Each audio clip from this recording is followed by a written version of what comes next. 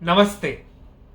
3 जुलाई 2025 की शाम को सेबी ने एक बड़े घोटाले का खुलासा किया जिसे कहते हैं जेन स्ट्रीट घोटाला।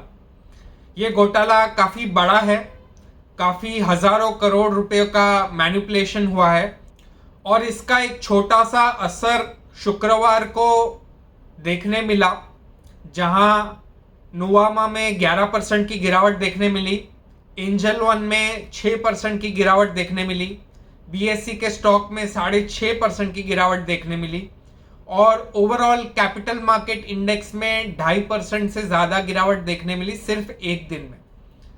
और ये तो अभी जस्ट शुरुआत है, क्योंकि अभी अभी न्यूज़ आई है, तो इसके बेसिस पे इसका लॉन्ग टर्म असर क्या रहता है और आखिर ये घोटाला क्या है, कितना बड़ा है, किस तरह से किया गया, वो सारा कुछ मैं आपको इस डिटेल वीडियो में बताऊंगा।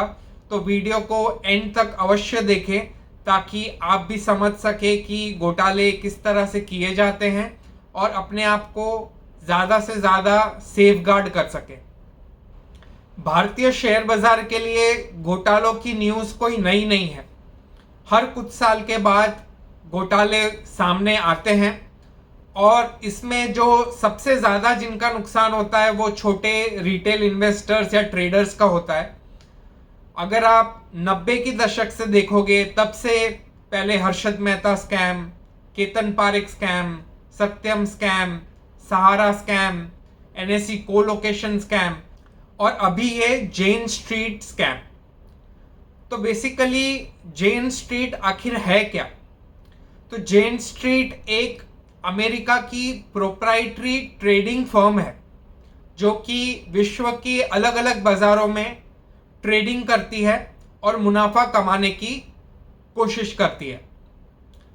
तो प्रोप्राइटरी ट्रेडिंग फर्म्स बेसिकली ये होते हैं कि वो किसी दूसरे क्लाइंट के लिए ये सब चीज़ें नहीं कर रहे होते हैं, खुद की फर्म के लिए, खुद के पैसों के लिए, वो गेन्स के लिए सौदे कर रहे होते हैं। सेबी की जो इन्वेस्टिगेशन रिपोर्ट आई है उसमें बताया गया है कि ऑलमोस्ट 2 साल में, जनवरी 2023 से मार्च 2025 में, ये जेन स्ट्रीट और उसकी एसोसिएटेड जो 3-4 फर्म्स हैं, उन्होंने भारतीय शेयर बाजार से और स्पेशली ऑप्शंस और फ्यूचर्स के ट्रेडिंग से ऑलमोस्ट 36,700 करोड़ रुपए का नेट प्रॉफिट कमाया है, जो कि बहुत ही बड़ा अमाउंट है। और इनकी गतिविधियों में काफ़ी सारी मैनिपुलेशंस, इलएथिकल ट्रेडिंग प्रैक्टिसेस पाई गई हैं और इसकी वजह से सेबी ने इन पे एक तगड़ा फाइन लगाया हुआ है 4,700 करोड़ रुपए का। तो ये फाइनल असेसमेंट नहीं है सेबी का, उसकी इन्वेस्टिगेशन अभी भी जारी है। तो हो सकता है ये जो फाइन या पेनल्टी का अमाउंट हो वो आगे जाके और भी बड़ा बने, लेकिन अभी के लिए तुरंत सेबी ने कहा है इन सारी फर्म्स को कि आपको 4,700 करोड़ रुपए भारत की किसी बैंक में, शेड्यूल्ड बैंक में जमा करवाने पड़ेंगे और अभी जो इनके बैंक अकाउंट्स होंगे भारत में उनको भी फ्रीज करने का आदेश दिया है। और सेबी ने यह भी कहा है कि जब तक ये इन्वेस्टिगेशन पूरी नहीं हो जाती तब तक इस फर्म और इसके एसोसिएटेड जो फर्म्स है उन सबको भारतीय मार्केट से बैन कर दिया जाएगा। वो कोई भी नई ट्रेड्स अब नहीं ले पाएंगे। तो सेबी को इतना कड़ा डिसीजन क्यों लेना पड़ा और आखिर जेन स्ट्रीट करती क्या थी? तो पहली चीज, सेबी को इतना कड़ा डिसीजन इसलिए लेना पड़ा क्योंकि सेबी ने ये मैनिपुलेशन पहले भी आइडेंटिफाई की थी और इस कंपनी को वार्निंग्स भी दी थी कि हम आपकी इन एक्टिविटीज़ पे निगरानी रख रहे हैं और आप इन सब चीज़ों से बाज आओ। लेकिन ये कंपनियां इतनी ओवर कॉन्फिडेंस और इतनी ज़्यादा पावर में मशगूल थी कि इन्हें लगा कि सेबी के वार्निंग से कोई फ़र्क नहीं पड़ता, तो इन्होंने अपनी एक्टिविटीज़ जारी रखी। तो कई सारी ऐसी वेस्टर्न फर्म्स हैं, कंपनीज हैं, जिन्हें लगता है कि वो किसी भी डेवलपिंग कंट्रीज के किसी भी रेगुलेटरी बॉडीज के डिसीजन को नहीं भी मानेंगे तो कोई फर्क नहीं पड़ता, वो इन सब से बहुत ऊपर है। जबकि ऐसा नहीं है। सेबी ने बड़ा अच्छे से छानबीन करके सारी डिटेल्स पता करी हैं कि किस तरह से जैन स्ट्रीट और उसकी एसोसिएटेड फर्म्स मार्केट में मैनिपुलेशंस करती थी, और वो बहुत ही कैलकुलेटेड, बहुत ही जानबूझ के की हुई प्राइजेस को मैनिपुलेट करने की कोशिश की थी, जिसकी वजह से वो ज़्यादा से ज़्यादा मुनाफा कमा सके। तो आइए जानते हैं कि आखिर जैन स्ट्रीट किस तरह से चीज़ों को मैनिपुलेट करता था। तो जैन स्ट्रीट सबसे पहले और सबसे बड़े मैनिपुलेशन बैंक निफ्टी में करता था। तो वो क्या करते थे कि मान लो कि HDFC बैंक के रिजल्ट्स खराब आए, तो सबकी अपेक्षा है कि HDFC बैंक नीचे खुलेगा, उसमें करेक्शन देखने मिलेगा और उसका असर बैंक निफ्टी पे भी रहेगा। तो बैंक निफ्टी जब नीचे खुलता था तो ये जैन स्ट्रीट सुबह सुबह 9:15 को ही बड़े लॉन्ग पोजीशंस ले लेते थे फ्यूचर्स में और कैश मार्केट में। तो इसकी वजह से बैंक निफ्टी रिकवर कर जाता था, पॉजिटिव टेरिटरी में चले जाता था। तो बाकी सारे ट्रेडर्स को लगता था कि अब ये बैंक निफ्टी ऊपर की तरफ जाने के चांसेस हैं। और फिर जब दूसरे ट्रेडर्स लॉन्ग पोजीशन बनाने लगते थे, तब जैन स्ट्रीट ये करता था कि बिकॉज तेजी का रुख लग रहा है, तो जो कॉल ऑप्शंस होते थे उनके दाम काफी बढ़ जाते थे, और जो पुट ऑप्शंस हैं, जो लोग मंदी में खड़े होते थे, उनके दाम काफी घट जाते थे। तो जैन स्ट्रीट पुट ऑप्शंस खरीद लेता था, यानी कि मंदी के सौदे करने लग जाता था ऑप्शंस में, जबकि फ्यूचर्स और कैश मार्केट में वो लॉन्ग ट्रेड्स लेके बैठा था और कॉल ऑप्शंस को शॉर्ट करता था। तो मेन ऑप्शंस के तरफ उसके बड़े लंबे ट्रेड्स होते थे। 40-40 हज़ार के ट्रेड्स लिए हैं इन्होंने एक एक दिन में, जो कि पूरे बैंक निफ्टी में जितनी ट्रेडिंग हो रही थी उसके 15 से 25% के आसपास के ट्रेड्स ये अकेले जैन स्ट्रीट और इसकी एसोसिएटेड 3-4 फर्म्स लेती थी, जो कि एक बहुत ही बड़ा स्क्यूड अमाउंट है। कोई भी रेगुलेटर, कोई भी मार्केट ये नहीं चाहेगा कि कोई इतना बड़ा प्लेयर मार्केट्स को इस तरह से इन्फ्लुएंस करे। तो जैसे मैंने आपको बताया कि जैन स्ट्रीट मार्केट की अपेक्षा से उल्टा ट्रेड लेता था सुबह सुबह, और ऑप्शंस में सस्ते में वो ऑप्शंस खरीद लेता था ऑपोजिट डायरेक्शन की। तो जैसे उसने लॉन्ग ट्रेड्स लिए हैं फ्यूचर्स और कैश मार्केट में, तो ऑप्शंस में उसने ऑलमोस्ट 35,000 40,000 करोड़ के आसपास की शॉर्ट पोजीशंस ले रखी हैं। और फिर 2-3 घंटे रुकने के बाद जब बाकी ट्रेडर्स को लगता था कि नहीं, बैंक निफ्टी अच्छा स्ट्रेंथ दिखा रही है, ऊपर की तरफ जा रही है, तो जो फ्यूचर्स और कैश मार्केट में इन्होंने पोजीशंस ली थी उसको वो एग्रेसिवली शॉर्ट करते थे। तो उसकी वजह से क्या होता था कि जो ऑप्शंस के उनके रिवर्स ट्रेड्स थे उसमें प्रीमियम्स काफ़ी ज़्यादा बढ़ जाते थे, और इसकी वजह से नेट इनको एक एक दिन में 750 करोड़, किसी दिन में 1000 करोड़, इतनी बड़े बड़े प्रॉफिट ये लेते थे बैंक निफ्टी और उसके कॉन्स्टिट्यूएंट्स को मैनिपुलेट करके। ये क्लियरली लोगों को फंसाने का और चीज़ों को मैनिपुलेट करने का स्ट्रैटेजी थी इनकी। दूसरा तरीका ये अपनाते थे कि ऑप्शंस में एक्सपायरी डे पे ये पोजीशंस ले लेते थे। मान लो लॉन्ग तरफ की पोजीशंस लिए, तो सुबह से लेके 2:30 बजे तक ज़्यादा कोई ट्रेड्स नहीं लेंगे ये, और लास्ट के 1 घंटे में जिस तरफ की इनकी ऑप्शंस की ट्रेड रही है, मान लो इन्होंने लॉन्ग ट्रेड ली है, तो लास्ट के 1 घंटे में ताबड़तोड़ बाइंग करेंगे फ्यूचर्स में, कैश मार्केट में, बैंक निफ्टी के जो भी 12 कॉन्स्टिट्यूएंट्स हैं उन सब में, ताकि उनके जो ऑप्शंस के कॉन्ट्रैक्ट थे उसके दाम काफ़ी तेज़ी से बढ़ जाएं और उन्हें एक बहुत बड़ा मुनाफा मिल सके। तो ये जो मैनिपुलेशन की स्ट्रैटेजी अपनाई करी थी जेन स्ट्रीट ने, इसकी वजह से इन्होंने ऑलमोस्ट 37,000 करोड़ का प्रॉफिट भारतीय शेयर बाजार में कमाया सिर्फ 2 साल में। और इसकी वजह से जो रिटेल ट्रेडर्स को नुकसान हुआ है वो तकरीबन 61,000 करोड़ का लॉस हुआ है रिटेल ट्रेडर्स को पिछले 1 साल में। और ये जो लॉस हुआ है उसके सामने जो प्रोप्राइटरी कंपनीज हैं, प्रोप्राइटरी ट्रेडिंग फर्म जेन स्ट्रीट की तरह, इन्होंने और एफआईआईज ने 60,000 करोड़ का प्रॉफिट कमाया।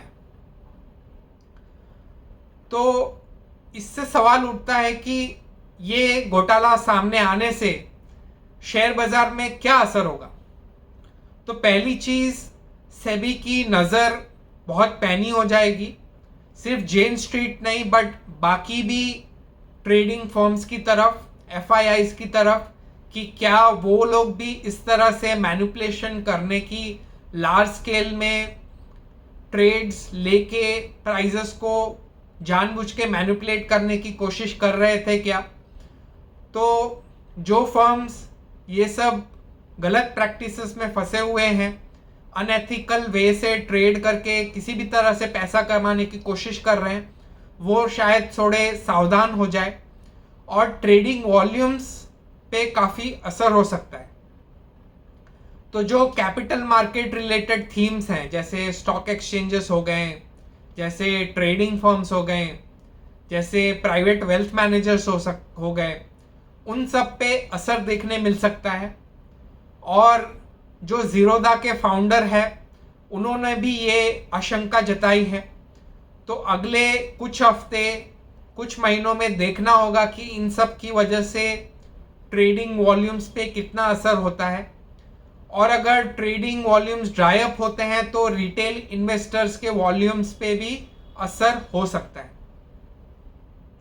आज से ऑलमोस्ट 4 महीने पहले ही मैंने आशंका जता दी थी कि जिस तरह से रिटेल इन्वेस्टर्स का या रिटेल ट्रेडर्स का, मैं कहूँगा वो बेटर टर्म होगा, जिस तरह से इन्फ्लेक्स बढ़ा है और जिस तरह से ऑप्शंस में ट्रेड करने की धुन लगी है, इन सब से एक बहुत बड़ा रेड फ्लैग पैदा होता है।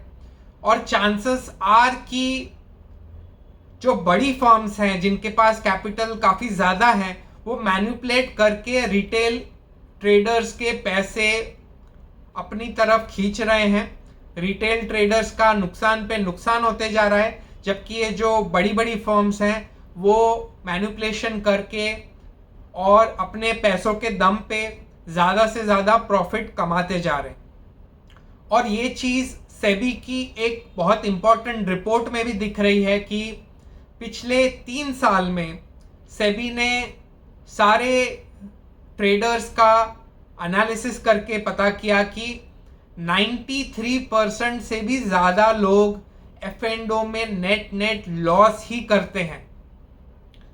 और ये लॉस का अमाउंट अगर आप सुनोगे तो आपको शायद चक्कर आ जाए, आपको आश्चर्यचकित हो जाओ कि पिछले सिर्फ 3 साल में रिटेल ट्रेडर्स ने 1,80,000 करोड़ रुपए एफ&ओ में डुबा दिए हैं, लॉसेस कर दिए हैं 1,80,000 करोड़। और ये जो पैसे अल्टीमेटली गए किसके पास हैं? तो ये जो प्रोप्राइटरी ट्रेडिंग फर्म्स हैं जो कि एल्गोरिथमिक ट्रेडिंग करके लोगों के, रिटेल इन्वेस्टर्स के पैसे अपनी तरफ खींच लेते हैं, और जो एफआईआईज, एफपीआईज हैं, इन्होंने भारतीय शेयर बाजार से एफ&ओ में पैसे कमाए हैं और रिटेल ट्रेडर्स ने पैसे गंवाए हैं। और सेबी की रिपोर्ट ये भी कहती है कि सिर्फ 1%, मतलब 100 में से सिर्फ एक ट्रेडर साल में 1 लाख रुपए से ज़्यादा नेट प्रॉफिट कमा पाता है एफ&ओ में। इसमें से आपको brokerage charges, taxes, exchange charges, जो भी ट्रेडिंग रिलेटेड चार्जेस है वो सबको आप एक्सक्लूड करो तो सिर्फ 1%, 100 में से एक ट्रेडर 1 लाख से ज़्यादा नेट कमा पा रहा है 1 साल में। इससे बहुत ही एक बेसिक सबक एक बहुत ही बेसिक और इम्पॉर्टेंट लेसन जानने मिलता है कि भले ही ट्रेडिंग कितनी ही एक्साइटिंग लगे, भले ही ट्रेडिंग आपको कितने ही बड़े बड़े सपने दिखाने लायक लगे कि मैं कुछ ही दिनों में, कुछ ही हफ्तों में, कुछ ही महीनों में ढेर सारा पैसा कमा लूँगा, लेकिन रियलिटी ये है कि ज़्यादातर लोग 93% से ज़्यादा लोग इसमें नेट घाटा ही करते हैं। तो चॉइस आपके पास है। क्या आप 93% लॉस वाले एक तरीके को अपनाना चाहते हो, यानी कि आप फ्यूचर्स एंड ऑप्शंस ट्रेडिंग करके पैसा कमाना चाहते हो, या फिर आप लॉन्ग टर्म के लिए निवेश करके पैसा कमाना चाहते हो जहां पर सक्सेस रेशियो, प्रॉफिट कमाने का रेशियो 90% से भी ज़्यादा है। सिर्फ एक मेजर फर्क है कि ट्रेडिंग में जब भी आप ट्रेड लेते हो, अगर आपका ट्रेड सही हुआ तो आप कुछ मिनट में, कुछ घंटों में, कुछ दिनों में प्रॉफिट आपकी नज़र के सामने दिखता है, जबकि लॉन्ग टर्म निवेश के लिए आपको पेशेंट रहना पड़ता है, आपको कई साल देने पड़ते हैं अपने इन्वेस्टमेंट्स में। अगर आपने अच्छी कंपनियों में निवेश किया है तो प्रॉफिट बनने के चांसेस 90% से भी ज़्यादा है। और आप जितने भी उदाहरण लो जिन्होंने बड़ा पैसा बनाया है शेयर बाजार में, चाहे वो वॉरेन बफेट हो, चाहे वो राकेश झुनझुनवाला हो, चाहे वो दमानी फैमिली हो, कितने भी एग्जाम्पल ले लो, उन सब ने लंबी अवधि के लिए निवेश करके पैसा बनाया है और बड़ा पैसा बनाया है।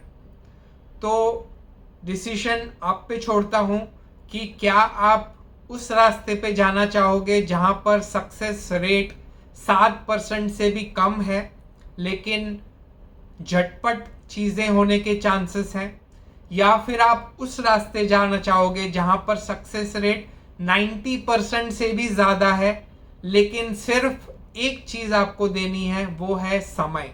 आपको उस रास्ते में टाइम देना पड़ेगा, आपको पैसों को बढ़ने के लिए कई सालों का वक्त देना पड़ेगा, लेकिन सक्सेस होने के चांसेस 90% से भी ज़्यादा है। तो चलिए अपना और अपने फैमिली मेंबर्स का ख्याल रखें। अगर आपको ये वीडियो अच्छा लगा हो तो वीडियो को लाइक करें, चैनल को सब्सक्राइब करें और अपने दोस्तों और फैमिली के साथ शेयर करें। जय हिंद।